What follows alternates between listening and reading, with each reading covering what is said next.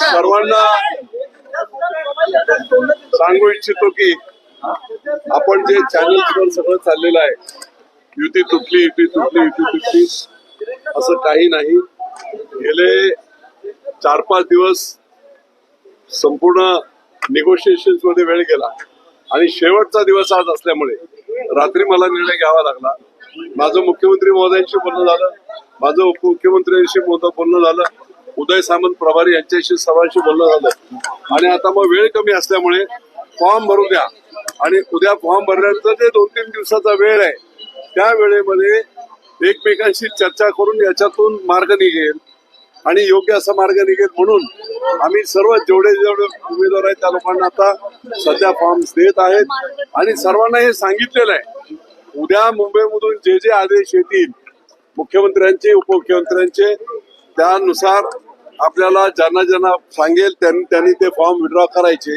युती तुटलेली नाही. किती उमेदवारांना फॉर्म नाही आता पूर्ण 165 उमेदवार सगळ्या जवळजवळ 100 उमेदवारांना ऑलरेडी दिलेले आहेत.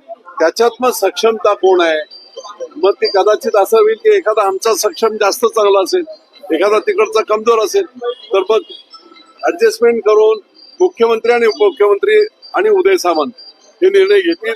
युती तुटलेली नाही. सामंजस्यपणे वेळ कमी असल्यामुळे त्याच्यातून मार्ग काढण्यासाठी हा पर्याय केला.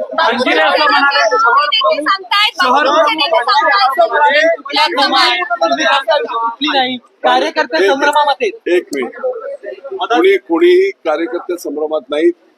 त्यांचा गैरसमज असेल त्याच्यातून तेच बोलले असतील, परंतु निश्चितपणे मी आता ते महानगरचे प्रमुख आहेत, नाना भानगिरे बोलले, त्यांना पूर्ण हे नाही. मी आता नेता म्हणून बोलतोय. मला मुख्यमंत्री आणि उपमुख्यमंत्र्यांनी मला पाठवलंय, 5 दिवस मी इथे आहे. त्यामुळे आपल्याला सांगतो युती तुटलेली नाही. उद्या मुख्यमंत्री उपमुख्यमंत्री हे सगळे बसून योग्य जे उमेदवार असतील ते एकमेकांची उमेदवारी करून पूर्णपणे कसं जिंकता येईल त्या पद्धतीने सर्व निर्णय.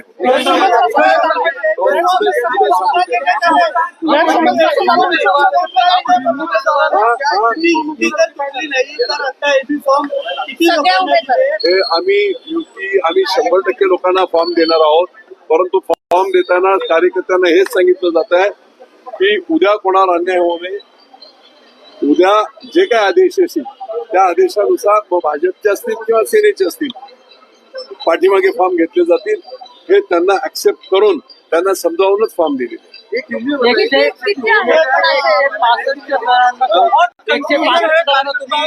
फॉर्म घेता असं सांगताय. तुम्हाला युतीकडून केवळ 15-16 जागा दिल्या जातात. किती मागं घ्यायला लागणार बापू? हे सगळं शक्य होणार आहे का एवढ्या लोकांचे फॉर्म मागं घेणं? ते आम्हाला ठरवू द्या ना. मुख्यमंत्री आणि उपमुख्यमंत्री तुम्ही नका ठरवू. असं आहे की काय करायचं, फसवणूक होते असं वाटत नाही. काय करायचं